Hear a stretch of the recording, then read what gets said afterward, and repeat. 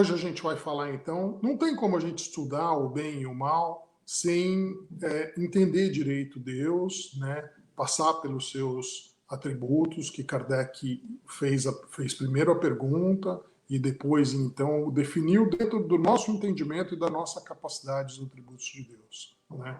É necessário para que a gente entenda um pouco o que é o bem e o mal, que a gente também passe a entender um pouco da história, daquilo que nos foi ensinado a respeito da matéria, a respeito de espírito, e é por isso que a gente vai navegar um pouco, então, através da Gênese planetária, né, do próprio livro A Gênese.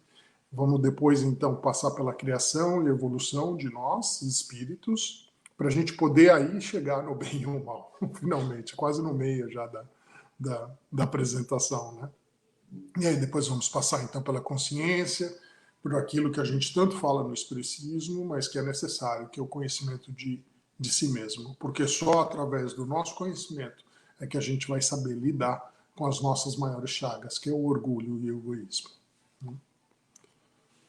Então, pergunta número 1 do Livro dos Espíritos, que é Deus? Eu ouvi essa semana passada, numa palestra do Divaldo, que Kardec, ao fazer essa pergunta dessa maneira, que é Deus e não quem é Deus, ele já havia sido orientado por espíritos de luz, né? E é muito interessante, porque já logo de cara, a primeira vez que eu li isso e depois estudando, então eu passei a ter um entendimento, né, que Deus não é um ser humano como nós, né? Ele é o Criador, como está aqui muito bem claro na pergunta, Deus é a inteligência suprema, a causa primária de todas as coisas, né? Logo depois dessa primeira pergunta, então, Kardec coloca dentro do nosso entendimento aquilo que nós podemos definir de Deus, porque ficou muito claro pelos espíritos que nós não temos ainda capacidade de ter uma definição mais correta, mais aprimorada. Nos falta tudo, nos falta conhecimento, nos falta palavras, nos falta pensamento, para que a gente possa ter exatamente a dimensão, né, daquilo que é Deus. Mas então Kardec colocou como Deus sendo algo eterno, infinito, imutável, imaterial, único e onipotente, soberanamente justo e bom. A sua existência se evidencia pelas suas obras. E eu gostaria, para que a gente hoje, na aula de hoje, possamos tirar o melhor proveito, que a gente se concentrasse aqui, soberanamente justo e bom. Bem, se Deus é soberanamente justo e bom, então nós já começamos a poder entender que o mal não advém de Deus. Né? Mais para frente a gente pode até, nós vamos verificar de onde que vem talvez esse mal. É claro, muita gente já pode imaginar, advém de nós mesmos. Né? Nós não somos perfeitos, nós somos criados simples e ignorantes. E vamos caminhando, navegando aí pela vida para poder atingir a perfeição. Muito bem. Se o mal não veio de Deus, ele está dentro de nós mesmos, é necessário que a gente faça o nosso caminho, né? Vá aos poucos aprendendo, crescendo, para que a gente possa, então, ir se aprimorando e cada vez navegar menos, caminhar menos por esse caminho, né? Por esse caminho do mal. Imagina nós, o que seríamos de nós se assim não fosse, né? O quanto complicado seria. Eu toda vez, quando eu penso nisso, falo, graças a Deus que é assim, porque do contrário seríamos robôs, então. Mas não somos robôs, muito pelo contrário.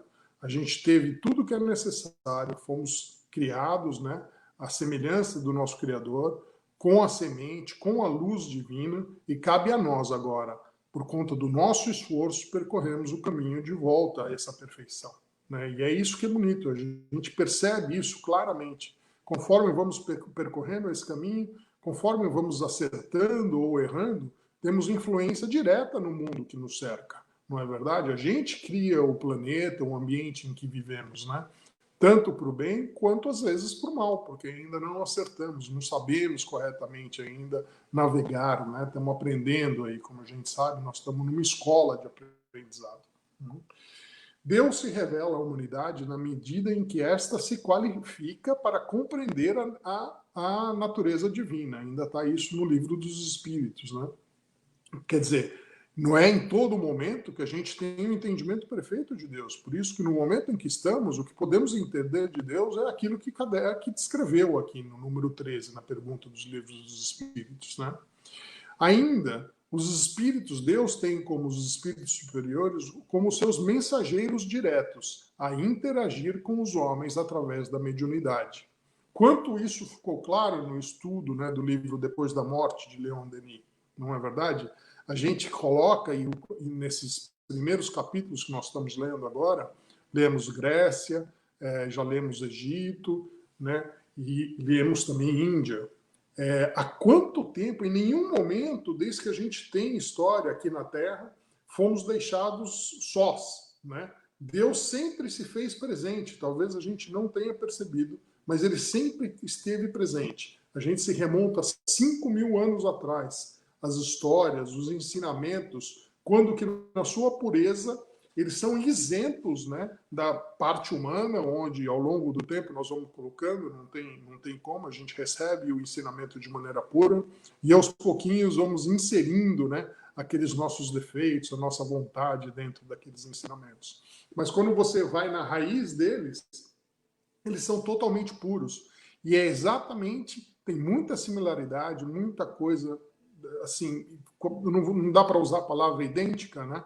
Mas muita coisa que é exatamente o que nós estudamos aqui no Espiritismo. Né? Então, Deus sempre se fez presente durante todo esse tempo que a gente tem conhecimento da história, né, da humanidade. E isso eu estou dizendo de mais de 5.000 anos. Né? E depois, além de tudo isso, temos nós. Né? Nós somos o instrumento também divino, de maneira onde Deus se comunica através de nós para atender os nossos irmãos, né, para atender as outras criaturas. Não sei se vocês perceberam, o instrumento, a ferramenta divina para que a gente possa atender aqueles em necessidade, somos nós mesmos. Né? É através da gente que a gente consegue fazer alguma coisa de bom, consegue estender a mão, consegue ajudar aquela pessoa que está precisando de alguma coisa, podemos divulgar conhecimento, a gente só não pode fazer um pelo outro. Assim como Deus nunca fez nada por nós, né? A gente tem todos os caminhos, tem todo o ensinamento, temos a fé conosco, mas quem tem que fazer somos nós mesmos. Né? Temos que aprender a caminhar com as próprias pernas e ir aprendendo aos poucos.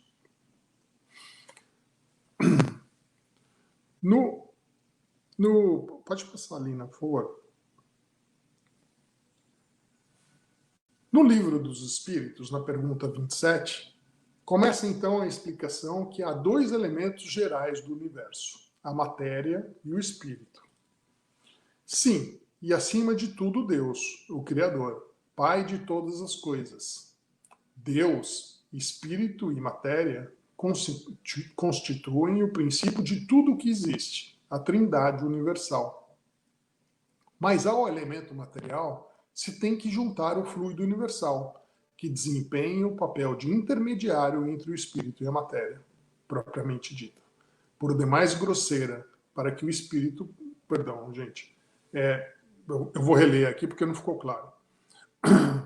Mas ao elemento material se tem que juntar o fluido universal, que desempenha o papel de intermediário entre o espírito e a matéria propriamente dita, por demais grosseira que o espírito possa exercer ação sobre ela. O que isso quer dizer? Quer dizer que a gente, nós espíritos, como co-criadores do mundo, exercemos ação sobre a matéria, né?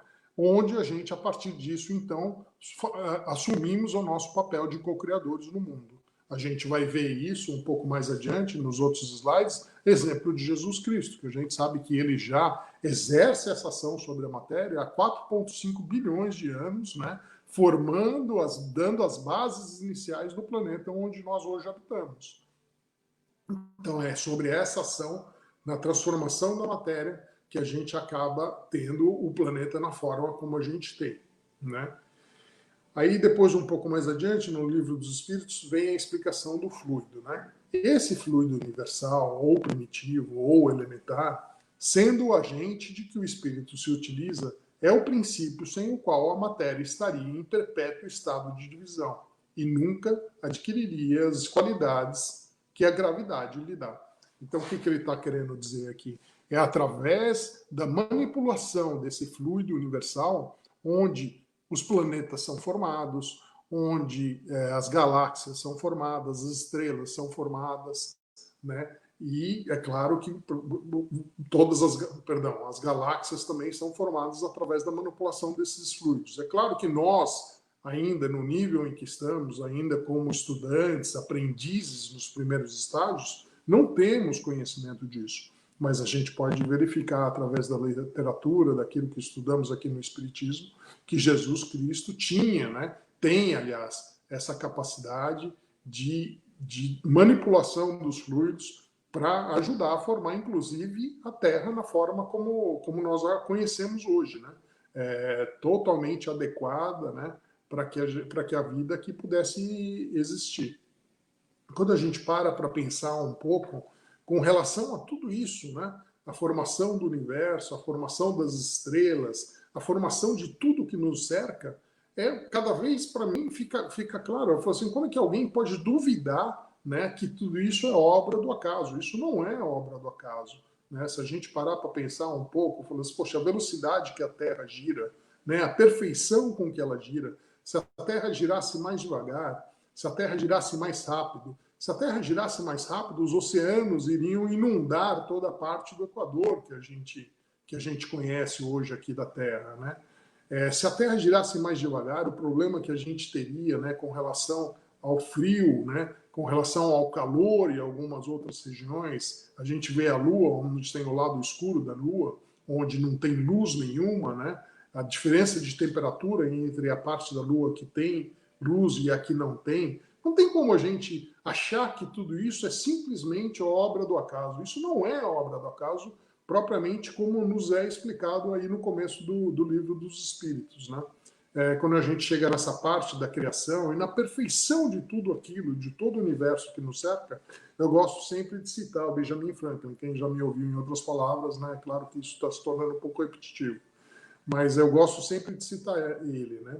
E ele diz assim, que achar que o mundo não tem um criador é o mesmo que afirmar que um dicionário é o resultado de uma explosão na tipografia.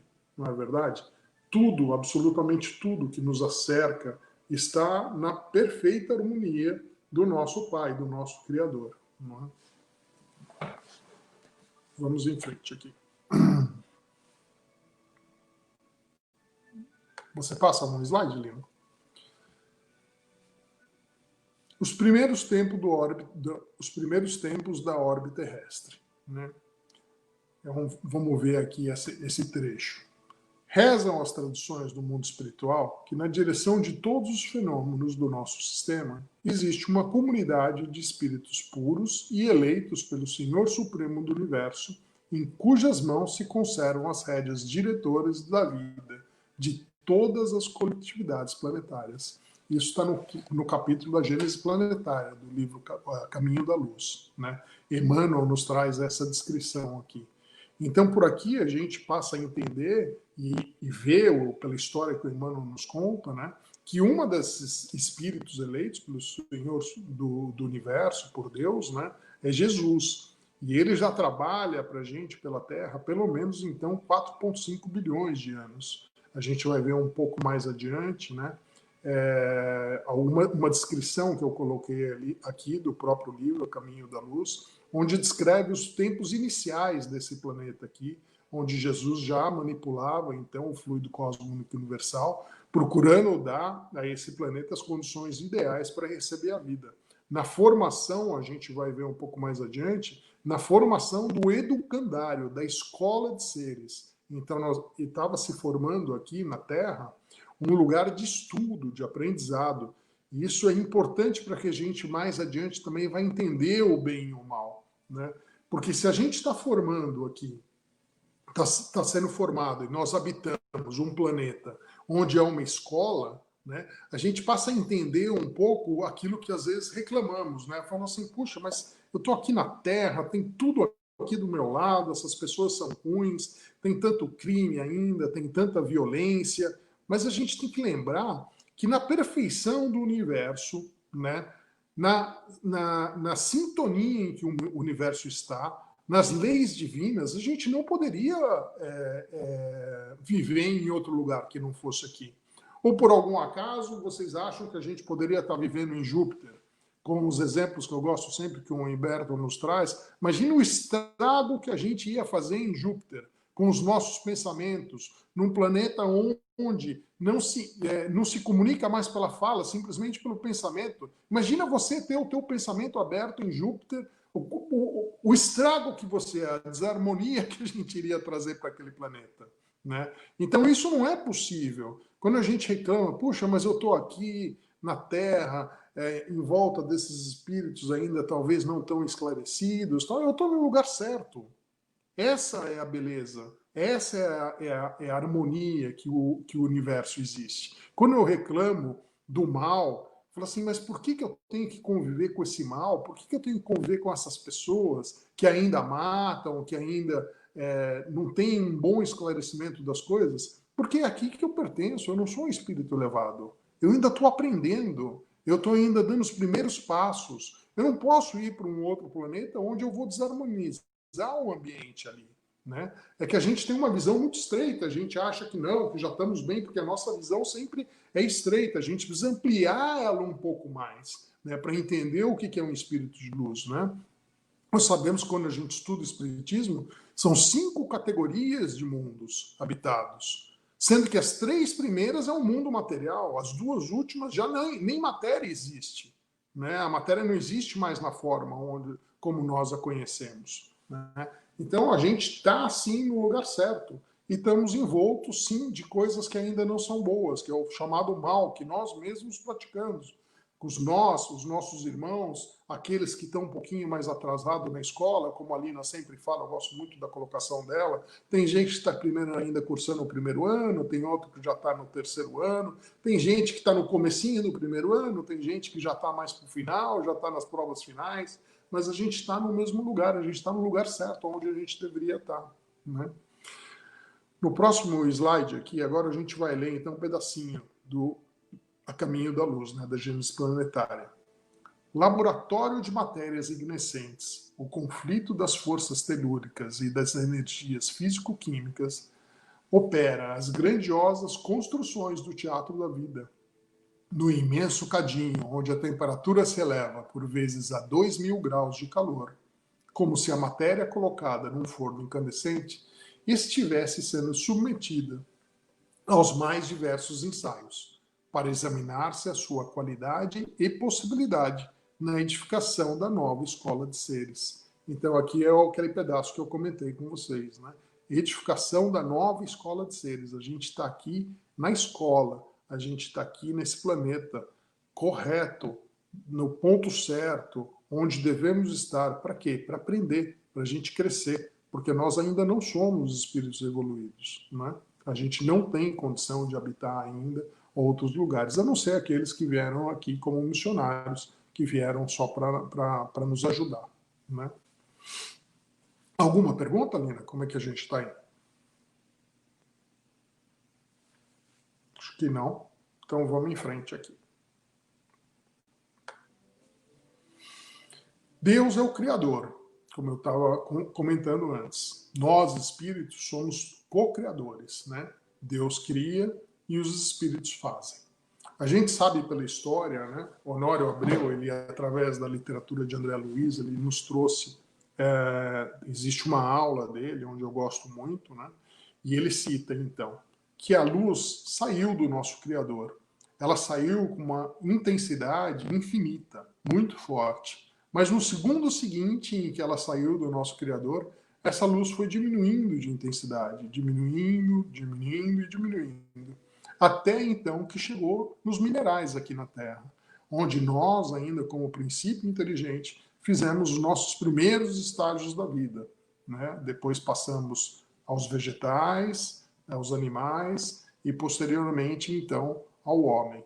Né? E você passa mais um, Lina, por favor? Obrigado. Perdão.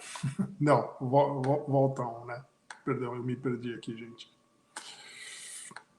Então, Martins Peralva, no livro, né, O Pensamento de Emmanuel, narra essa longa viagem feita pela mônada divina, ou princípio espiritual da sua fase preambular. A mônada luminosa, que mais tarde será espírito, ser inteligente, vai sendo envolvida como energia divina, em fluidos pesados, perde a sua luminosidade e condensa-se no reino mineral.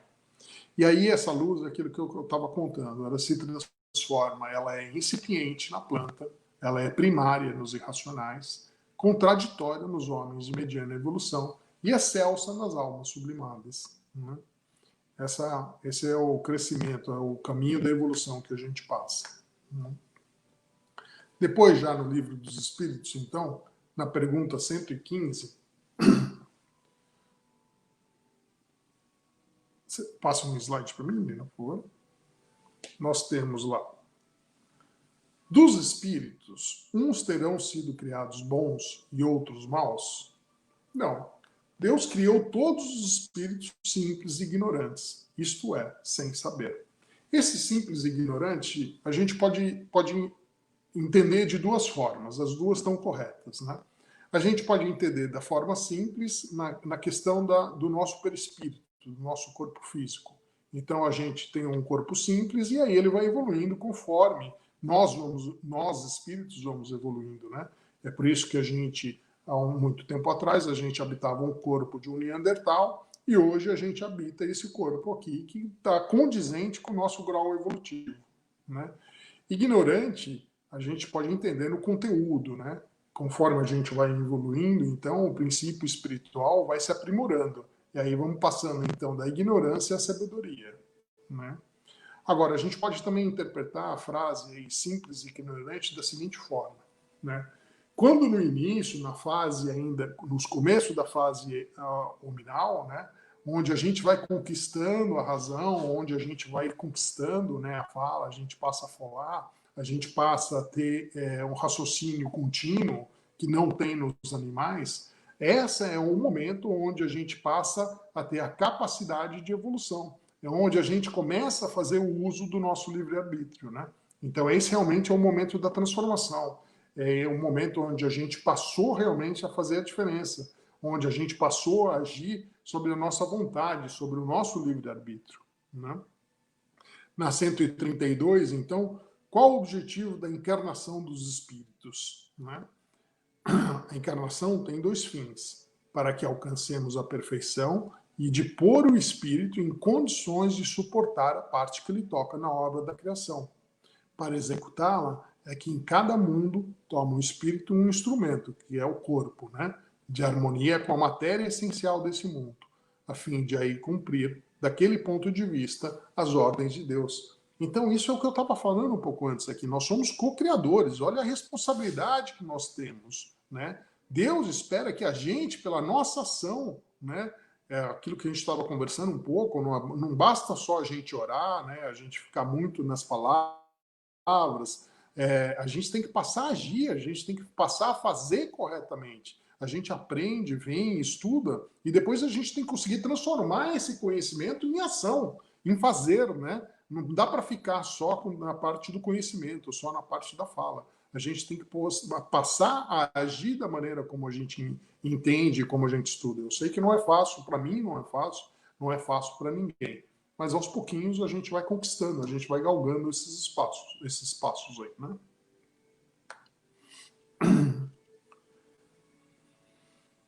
No próximo slide, a gente tem então uma colocação de Kardec que eu gosto muito, né? O Kardec, na Revista Espírita de 1864, ele fez um comentário com relação à comunicação do Espírito Pascoal, né? Que foi recebido pelo médium Sr. Peixeron.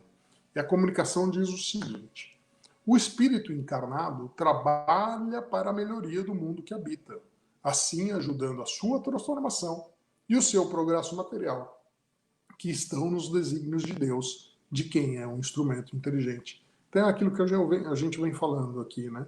Nós somos parte integrante disso. As nossas ações, aquilo que fazemos, tem influência direta no universo que a gente habita, para o bem ou para o mal. Agora, vamos lembrar que nós somos espíritos eternos. né? Porque isso é fundamental para que a gente tenha um entendimento correto e possa entender lá ali um pouco mais para frente o bem e o mal. Porque nós, não é só essa vida. Quantas vidas já não aconteceram, e nós estamos agora nesse ponto, quantas outras virão, né?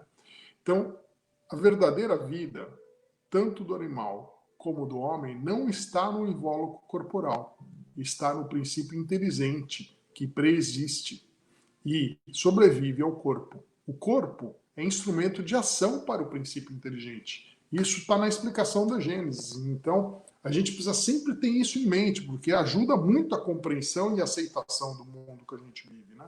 Esse aqui é só um momento. São várias vidas. Quantas que já vivemos até chegar nesse ponto e quantas ainda vamos viver mais adiante, não é? Esse princípio necessita do corpo para se desenvolver pelo trabalho que ele cumpre realizar sobre a matéria bruta. O corpo se consome nesse trabalho, mas o espírito não se gasta. Ao contrário, sai dele cada vez mais forte, mais lúcido e mais apto. Quer dizer, são essas reencarnações que realmente nos levam à evolução. É esse acúmulo de experiências que a gente vai adquirindo, que a gente vai vivendo uma atrás da outra, é que nos leva a uma condição mais apta, né? A uma condição de mais conhecimento, de fazer melhor, de não cometer tantos erros.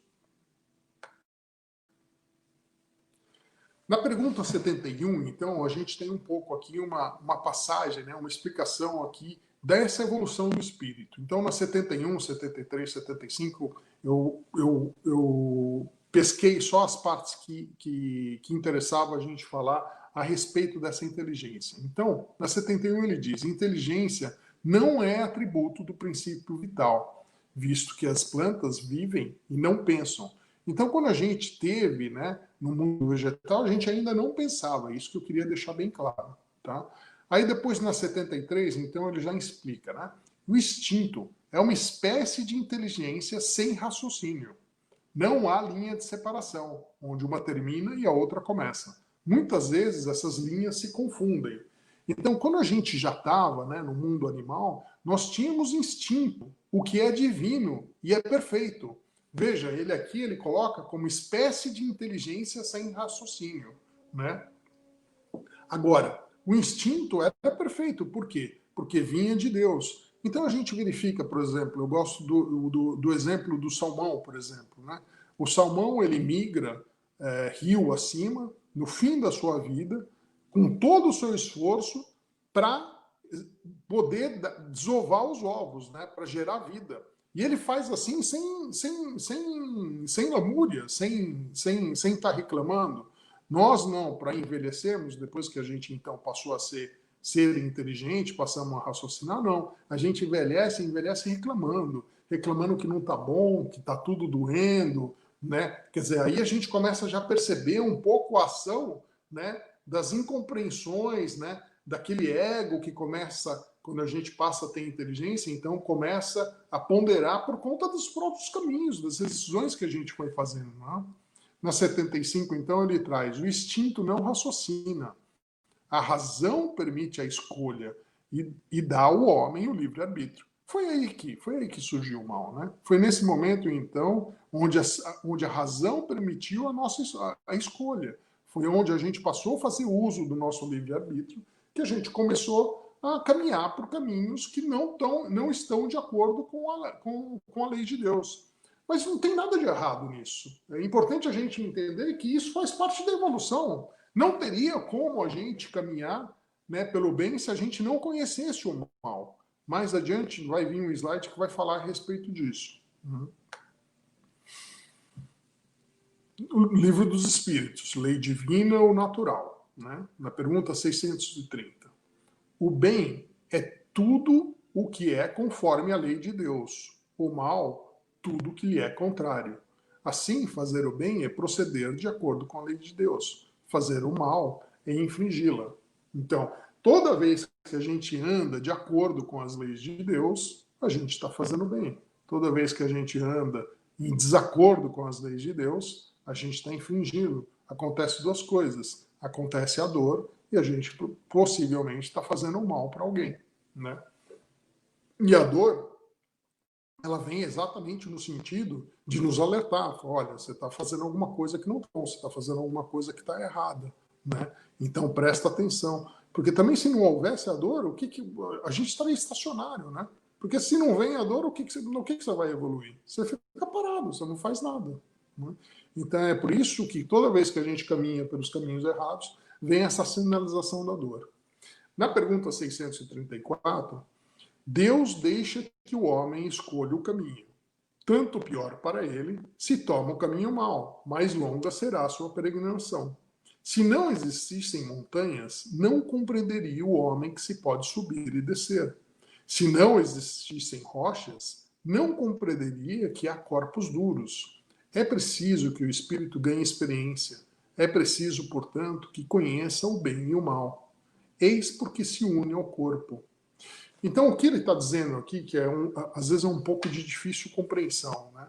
É que a gente não conhece o bem se a gente não conhecer o mal. A gente aprende por associação, né? Quando ele diz aqui, se não existissem montanhas, não compreenderia o homem que se pode subir e descer, e se não existissem rochas, não compreenderíamos que há corpos duros ou moles. É exatamente esse o ponto. É assim que se dá a evolução. A gente tem que passar por todos esses caminhos para que a gente possa diferenciar um do outro e aí, fazendo uso do nosso livre-arbítrio, percebendo a dor, falando, toda vez que eu faço errado, me dói. Então a gente começa a caminhar e a gente começa a evoluir por nós mesmos. Veja, não tem ninguém nos guiando. Essa é uma coisa que eu gosto sempre de ressaltar, né? Espírito de luz nenhum faz por você, muito menos te obriga a fazer. Ele dá a intuição, mas a decisão sempre é sua. A gente vê isso de maneira muito clara, né? Nas mediúnicas que a gente faz no centro, o respeito, né? Onde que os espíritos de luz têm por aqueles nossos irmãos que estão ainda naqueles primeiros degraus da evolução, onde estão aprendendo ainda, né? Eles não são forçados a nada, e eles sabem disso, né? Você segue pelo bom caminho quando da sua decisão de seguir pelo bom caminho. Esse aprendizado de que a gente precisa, né, aprender por essa diferença, né, que ele deu aqui o exemplo das montanhas, a gente pode verificar uma situação muito clara para isso, né, num relato que um botânico, né, do James Cook, quando o James Cook estava descobrindo a Austrália, né, dentro do navio, então, e esse botânico ele começou a notar que os índios, né, eu fiz a transcrição aqui, desculpa, eu fiz essa transcrição, eu acabei pegando do livro, eu não achei em português, então eu fiz a transcrição aqui em inglês. Mas o que ele está contando aqui é que esse botânico, né, de nome de Joseph Banks, ele dentro do navio, ele percebia que conforme o navio ia passando pela costa, né, os indígenas ali naquela região não se apercebiam da presença do navio, né? Era como se o navio estivesse passando por ali, mas aquilo não afetava eles de maneira nenhuma. E para surpresa de todos, quando eles desembarcaram, né, na praia, então os índios realmente avistaram, viram eles, né, e se colocaram logo de lanças, né, de armas, né, como se aquilo fosse uma ameaça. O que esse relato traz, né, o que isso traz, e o Humberto ele sempre cita outros casos que eu posso citar aqui a respeito disso, é que se a gente, na nossa memória, não só dessa vida, mas de todas as outras vidas que a gente já teve, né?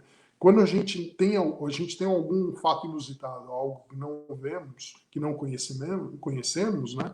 A gente vai buscar em todas essas memórias lá atrás algum ponto que nos traga conhecimento daquilo. Quando não tem, a gente simplesmente não vê. Humberto ele conta uma outra história nas suas palestras que eu vou repetir aqui, que é a respeito de uma população indígena, né? Onde algumas pessoas, né, missionários, foram lá doutrinar os índios e levaram então um slide desses, um projetor de slides como a gente usa aqui no centro, né? E passaram ali um filminho, então, né, explicando alguma coisa, tentando transmitir algum conhecimento para aqueles índios, né? Mas os índios não conseguiram ver aquele projetor, porque na memória deles, não estava registrado aquela imagem, aquela situação, né, de você ter uma televisão, de você estar passando um filme. A única coisa que eles viram e comentaram foi a galinha que correu, né? Teve uma galinha que em algum momento ali correu atrás do projetor, atrás da tela dos slides, né? E aí eles só anotaram aquilo. Toda essa história eu estou contando exatamente para entender o quanto é necessário, né? O quanto perfeitas são as leis divinas, para que a gente passe por todo esse processo, né? Por todo esse processo do bem e do mal, porque algumas pessoas, né, na verdade, perdão, algumas não, todos nós, eu me incluo com certeza nisso, né? Às vezes a gente vê o mal como uma coisa ruim, a gente é difícil entender, né, que o mal, nós vamos olhar um pouco mais adiante aqui, o mal muitas das vezes é provocado por nós mesmos, né? Muitas das outras ele é necessário para o nosso crescimento. E como a gente viu aqui nos slides passados também, ele é necessário para que a gente entenda também o bem, para que a gente possa, então, ter essa análise e, então, possa fazer decisões mais corretas, né? Ou usar o nosso livre-arbítrio de uma maneira melhor para nós mesmos e para o nosso crescimento. No próximo slide aqui, então, o Evangelho segundo o Espiritismo, no capítulo Bem-aventurados os aflitos, né, causas atuais das aflições, nos traz a explicação, né, a respeito das vicissitudes, das dificuldades da vida, né, que elas têm duas origens, pode ser nesta vida, né, ou ela pode ser fora desta vida. E ali o Kardec escreveu: interroguem friamente a sua consciência, remontem pouco a pouco a fonte dos males que os afligem, e verão que na maioria das vezes não podem dizer: se eu tivesse feito ou não tivesse feito tal coisa, eu não estaria nesta situação. Quer dizer, grande parte dos males que nos atingem, né, eles são provocados pelas nossas próprias atitudes nessa própria vida. São as atitudes que a gente toma que acaba depois vindo a dor. É dessa maneira que a gente aprende. Infelizmente não tem outro jeito. Mas a gente pode aprender mais rápido ou pode aprender mais lento. Aí é da vontade de cada um, né?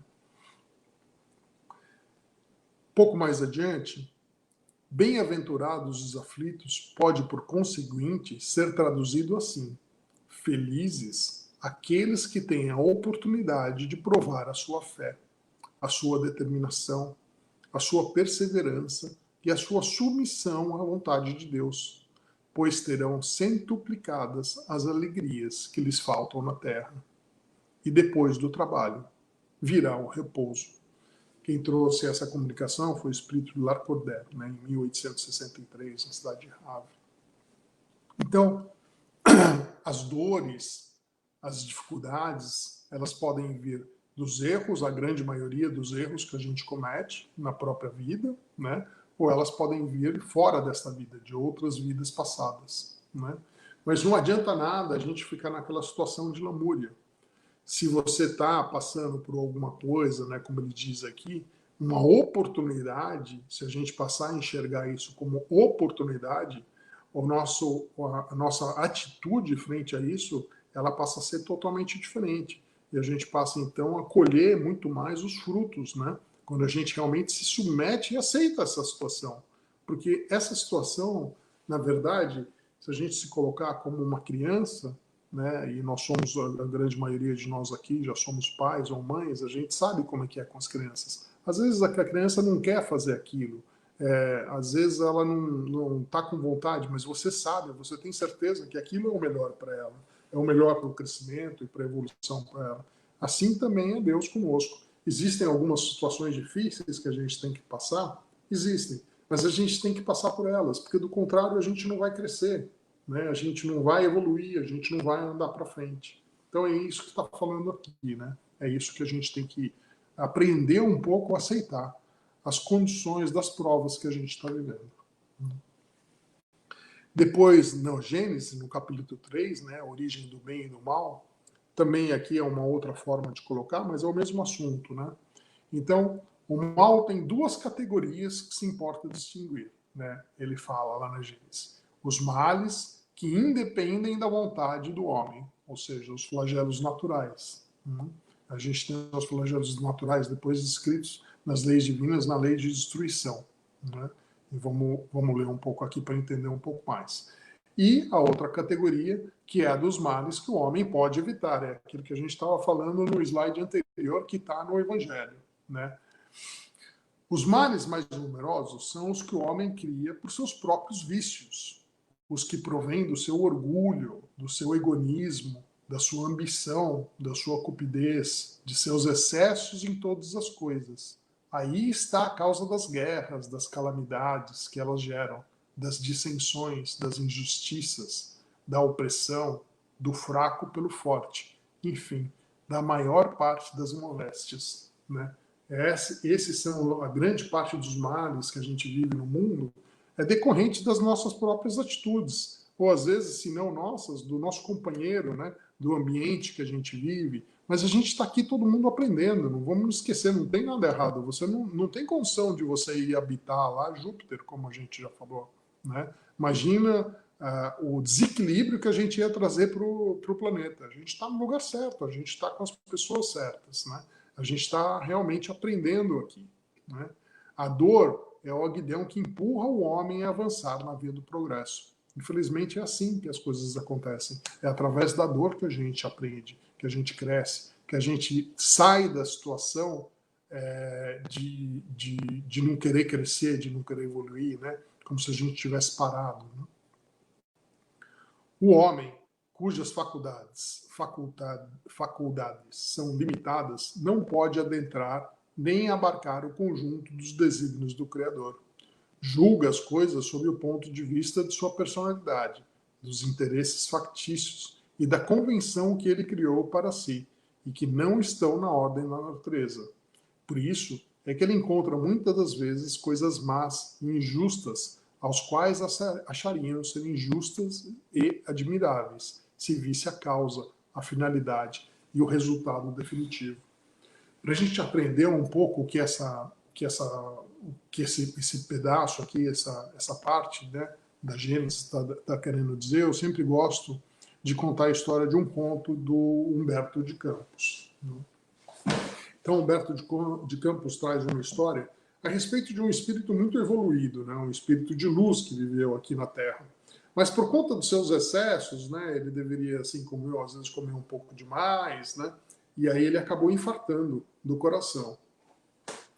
E aí chegou lá no mundo espiritual, esse espírito chegou reclamando, né? Apesar de ser um espírito de luz, reclamou com o mentor dele, né? Falou assim, poxa, mas o que aconteceu? Não dava para dar um jeito, eu deixei mulher, deixei filho pequeno lá na Terra tal. Será que tudo que eu fiz, né, eu era espírita, quantas coisas que eu fiz, não dava para me dar uma ajuda e ter evitado que eu tivesse desencarnado naquele momento? Né? Não poderia ter ficado um pouco mais, tinha tanta coisa lá que eu tinha que ainda fazer para dar mais suporte para minha mulher, para os meus filhos, né? E o mentor ouviu aquela história, tal, né, balançou a cabeça, e falou assim, não tem problema, vamos seguir aqui a vida, trabalhando e tal, mais para frente a gente conversa de novo a esse respeito. E o espírito de luz, claro, aceitou aquilo, né, de bom grado, e passaram então a trabalhar, a fazer os trabalhos normais que a gente faz lá no mundo espiritual, né, de ajuda. E passado então 20, 30 anos, um dia um mentor chegou para ele e falou assim, hoje é a data do aniversário, hoje é a data que você realmente teria desencarnado, né, se você fosse um completista, né, se um completista quer dizer que você, dentro daquela programação, você estava programado viver 80 anos, né, mas você acabou reduzindo isso por conta dos seus exageros, né? Então você acabou vivendo na Terra só 60 anos e teve um infarto do miocárdio e acabou desencarnando antes do tempo daquele que foi planejado, né? Então ele estava nessa data e falou assim, hoje seria a data onde você realmente estaria desencarnando, vindo ao mundo espiritual, né? E agora eu quero te passar aqui um filme para você ver todo esse tempo que você está aqui, né? Como é que teria sido a sua vida lá? Porque você chegou aqui reclamando. E aí ele passou um filme, então, para o espírito, para ele entender que se ele tivesse sobrevivido, né, ao infarto do miocárdio, inclusive esse espírito de luz explicou para ele, foi uma decisão nossa exatamente pelos valores que você tinha, para que você desencarnasse e viesse embora. Porque se você tivesse continuado vivendo, você teria então tido esses 20, né, 20 anos de sofrimento, onde você não ia conseguir falar, onde você não ia andar mais, porque o infarto que você teve foi muito forte, você não ia ter mais a condição que você tinha, você ia ser um peso para si próprio e muito mais para a família que você falou, que a gente não te ajudou a manter, cuidar deles, né? A sua mulher ia ser um sacrifício para ela, o dinheiro não ia dar, as despesas de hospital iam ser monstruosas, os seus filhos iriam passar a cuidar de você, você não teria mais condição de estar cuidando deles. Então, muito dos males tem a ver com essa história que eu estou contando. A gente não enxerga na hora, não é verdade? A gente não entende. Falou, mas por quê? Né? A gente passa a ter essa atitude de revolta, mas por que isso está acontecendo comigo? Mas a gente tem que entender um pouco o quanto a nossa visão é estreita, o quanto ela é curta, não é verdade? Porque a gente não tem uma visão ampla e completa de toda a situação. A gente tem que ter, sim, fé para entender que tudo no universo se encontra na perfeita harmonia de Deus. Né? E por às vezes a gente acha, não, mas isso aqui está errado. Não, não tem nada errado, está tudo certo. Talvez agora você não tenha compreensão. Mais adiante, com certeza você vai entender o que aconteceu e o porquê que aconteceu daquela maneira. Não existe injustiça. Né? E os males que independem da vontade do homem, né? Como os flagelos naturais. Faz parte das leis divinas, é necessário os flagelos naturais. Deus, na lei de destruição, ele descreve, né, o quanto é importante que a gente tenha isso, até para que a gente tenha, né, esses saltos na nossa evolução de crescimento. A gente tem um exemplo muito claro disso hoje, que a gente está vivendo esse momento aí do Covid, mas a gente já tem condição de analisar e entender o quanto bem isso trouxe, não é verdade? Quantas coisas evoluíram. Com certeza a gente não estaria hoje aqui conversando pelo computador, todos nós, né? Antigamente isso não tinha essa condição. A gente não fazia essas apresentações da maneira como a gente faz.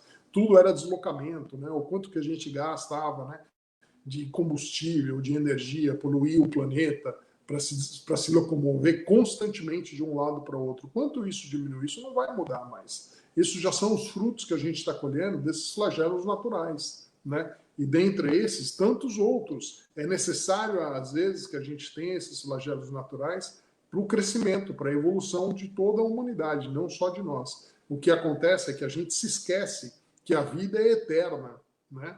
E aqui é só um momento. E aí, quando acontece uma coisa dessa, todo mundo não se sente bem. É normal, né? A gente ainda não tem realmente essa evolução de compreensão dessas coisas. A evolução.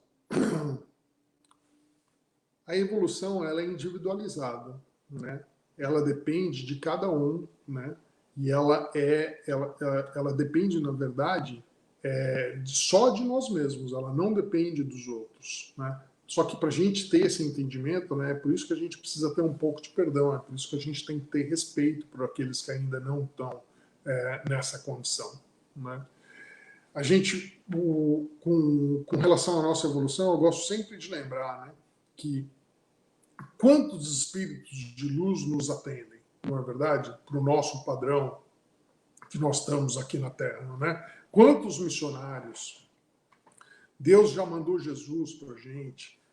Deus sempre está mandando. São infinitas. Madre Teresa, Gandhi, todas as religiões, né? Todos os cantos do mundo. Como eu citei lá, o Leon Denis, nos primeiros capítulos Depois da Morte. Em todos os tempos que a gente tem história, nós sempre fomos atendidos por esses espíritos de luz, por esses missionários, para nos dar a mão, para nos mostrar o caminho. Mas quando se trata do nosso irmão, que está num entendimento inferior, que ainda pratica assim, coisas ruins, que às vezes ainda pratica um crime, que às vezes ainda não tem conceitos onde nós, talvez aqui já achamos, nossa, não, nós estamos bem já, a gente não mata, não fazemos mais isso, não fazemos aquilo, mas a gente não gosta de estender a mão para essas pessoas, na verdade. A gente gosta, sim, de apontar o dedo para eles. Isso é que a gente gosta de fazer. Mas a gente não... E nessa hora a gente se esquece, né, dos espíritos de luz que vêm nos atender numa condição que a gente deve ser muito similar, né? Ele vem falar com a gente, eu falo assim, puxa, mas tá lá o Márcio, lá com aqueles pensamentos dele já, né? E ele espera pacientemente o momento adequado, né? Para me passar uma instrução, para para me dar uma intuição, mas com relação a nós aqui na Terra, encarnados, com nossos irmãos daqui da Terra, a gente nem sempre tem essa percepção, né? Então, acho que isso ajuda um pouco a gente entender, a trabalhar um pouco mais o perdão, a trabalhar um pouco mais o respeito que a gente tem que ter um com o outro. Cada um no seu momento de entendimento, cada um no seu momento evolutivo, não é verdade? A beleza também da vida é que não tem nenhum igual, né? Todos nós somos totalmente diferentes, mas a gente tem que aprender a respeitar isso, né? A gente está todo mundo aqui junto na Terra, é a oportunidade que a gente tem, exatamente, de exercer a caridade. A gente não vai conseguir exercer a caridade lá em Júpiter. Nós não estamos nem perto ainda disso. A caridade a gente tem que exercer aqui. A gente tem que buscar o amor, exercer a caridade aqui na Terra mesmo. É no ambiente que a gente vive. Agora, a gente falou tanto, né, ali naqueles outros slides a respeito, né, das leis de Deus. E onde que está escrita as leis de Deus? As leis de Deus está escrita na nossa consciência, né? É conosco mesmo que no momento do desencarne a gente vai se encontrar. Não existe aquele momento do julgamento, né, onde a gente vai ser julgado lá no céu. O julgamento é conosco mesmo. Tem um capítulo que há pouco tempo eu li a respeito de um livro do Humberto de Campos também. Eu agora não me lembro do nome do livro, mas é o capítulo 5 a respeito de Judas. Judas Iscariotes é o nome do capítulo. E dentre tantas histórias bonitas ali, o Humberto de Campos, né, já desencarnado, teve com Judas lá em Jerusalém, porque o Judas ali, no próximo à época do Natal, né, ele está, próximo à época da Páscoa, ele estava ali sentado, refletindo, e Humberto de Campos, então, o Judas leu o pensamento, né, e se comunicou com ele. Dentre tantos ensinamentos que tem nesse capítulo, uma das coisas que me marcou muito foi que o Judas falou, né, que depois de outras vidas, tudo que ele passou, né, e tudo que ele teve que passar depois do que aconteceu com Jesus, ele só conquistou, né, a tranquilidade da sua consciência depois que ele viveu uma encarnação onde aconteceu com ele algo muito similar ao que aconteceu com Jesus Cristo. Então ele já era um defensor árduo, né, do cristianismo e das coisas, dos ensinamentos que Jesus deixou para gente. E ele foi, então, se não me engano, foi queimado. E só dele, sem motivo nenhum, né? Ele foi queimado simplesmente porque ele defendia aquilo. E só depois que ele conseguiu passar por essa situação é que ele conseguiu ganhar a tranquilidade com a sua consciência. Quer dizer, não tem ninguém julgando nós, é nós mesmos que nos julgamos. A gente vai ter que viver depois do desencarne com a nossa consciência, porque é nela que está escrito tudo aquilo que a gente fez de certo e o que está errado. E, na verdade, toda vez que a gente para pensar, a gente sabe exatamente aquilo que a gente está fazendo de certo e aquilo que a gente está fazendo errado. Mas se alguém ainda tem dúvida, e às vezes eu mesmo tenho dificuldades, né? Então fica a dica aí. A gente tem as 10 leis divinas, né, escritas lá no livro dos Espíritos, né? Eu não tenho todas elas decoradas, então eu vou ler aqui para vocês. Adoração, trabalho, reprodução, conservação, destruição, sociedade, progresso, igualdade e liberdade. Mas só tem uma que eu acho que a gente deveria ter ela guardada, né? Que é a mais importante, que é a de justiça, amor e caridade. Então essa, com certeza, a gente deve ter ela em mente, porque ela engloba todas as outras. Mas se não tiver se você está com dificuldade, você está na dúvida, ao consultar sua consciência, dá uma lida também lá nas leis divinas, porque, como eu disse, elas não só ajudam a gente se entender um pouco mais, mas entender o universo em que a gente vive, né? Esse universo de Deus, onde a gente ainda tem um pouco de dificuldade de compreendê-lo. Qual o maior qual o meio prático mais eficaz que tem o homem de se melhorar nessa vida e de resistir à atração do mal. E isso foi respondido lá atrás para a gente, né? A gente sabe. Sócrates, está escrito, né, isso daqui lá no Templo de Delfos, e a gente tem uma publicação muito mais... Sócrates é 600 anos antes de Cristo, né? A gente tem uma publicação bem mais anterior a isso, né? Na Grécia Antiga, num templo de Luxor, também está escrito a mesma coisa. Eu sempre recomendo, quem quer conhecer um pouco mais, leia a pergunta 919, né? Uma comunicação de Santo Agostinho, onde ele, em 2, 3 páginas ali, ele fala aquilo que ele fazia no tempo em que ele estava encarnado aqui na Terra, a respeito de poder conhecer-se um pouco mais, né? É muito interessante. Isso, aquilo que eu falei a respeito de que nós sempre fomos atendidos durante toda a nossa história que a gente tem conhecimento, né? Há 5.000 anos atrás, então, lá no livro que a gente está estudando, Leão Denis, tem um dizer ali que diz o seguinte: Krishna, da doutrina dos Vedas, carregas contigo um amigo sublime que não conheceis, pois Deus reside no interior de todo homem, mas poucos sabem encontrá-lo. Então é exatamente isso que a gente estuda hoje no Espiritismo. Há 5.000 anos atrás, Krishna já falava exatamente a mesma coisa. E por que a gente tem que se conhecer? Né? Por que a gente tem que... O quanto é importante a gente se conhecer? Para que a gente possa aprender um caminho para controlar os maiores obstáculos ao nosso progresso moral, que é o orgulho e o egoísmo. Né? Aqui no livro do Espírito 785, o egoísmo, chaga da humanidade, tem que desaparecer da Terra, a cujo progresso moral obsta. Que cada um, portanto, empregue todos os esforços a combatê-lo em si, certo de que esse monstro devorador de todas as inteligências, esse filho do orgulho, é a fonte de todas as misérias do mundo terreno. É a negação da caridade, por conseguinte, o maior obstáculo à felicidade dos homens. Quem disse isso foi Emmanuel, Paris, 1861, está lá no Livro dos Espíritos. O maior exemplo do que é você combater o orgulho e o egoísmo, para mim, é de Paulo. Né? Paulo, ele conseguiu mudar o rumo da sua evolução, como a Marisa diz. Ele teve 2 encarnações numa só, onde ele mudou completamente o rumo daquilo que ele estava seguindo, do que ele estava fazendo. Né?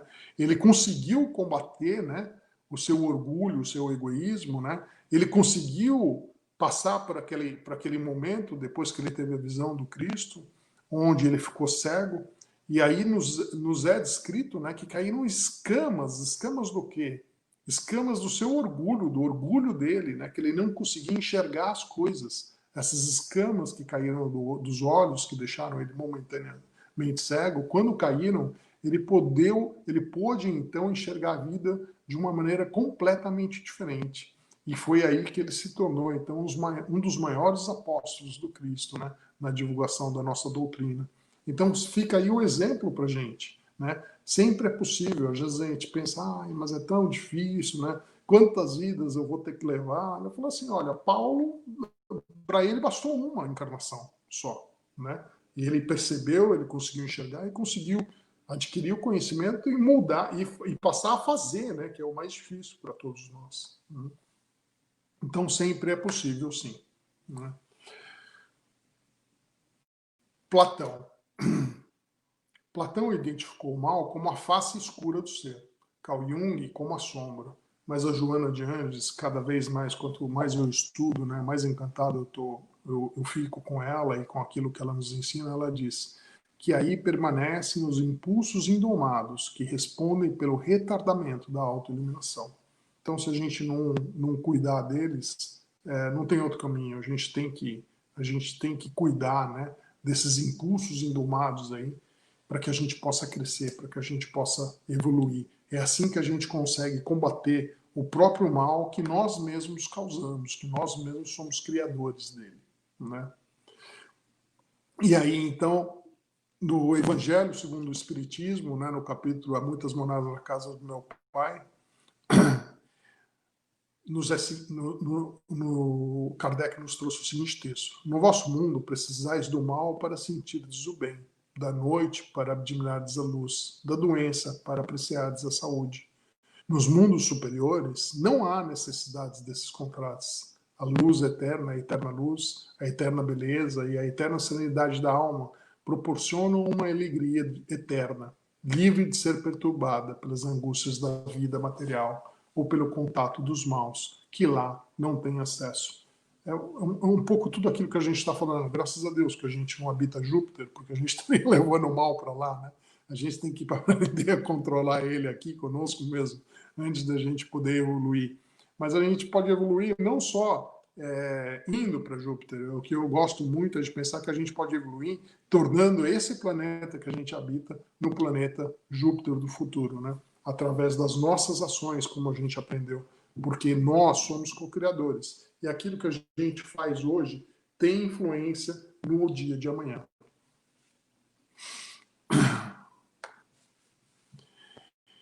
E nós, espíritas, com todo o conhecimento que a gente tem, né, com o volume de informação que a gente tem, com todos os estudos que a gente faz, né, muitas são as nossas responsabilidades, né, porque Jesus já havia nos dito: a quem muito foi dado, muito será pedido. A quem muito foi confiado, muito mais será exigido.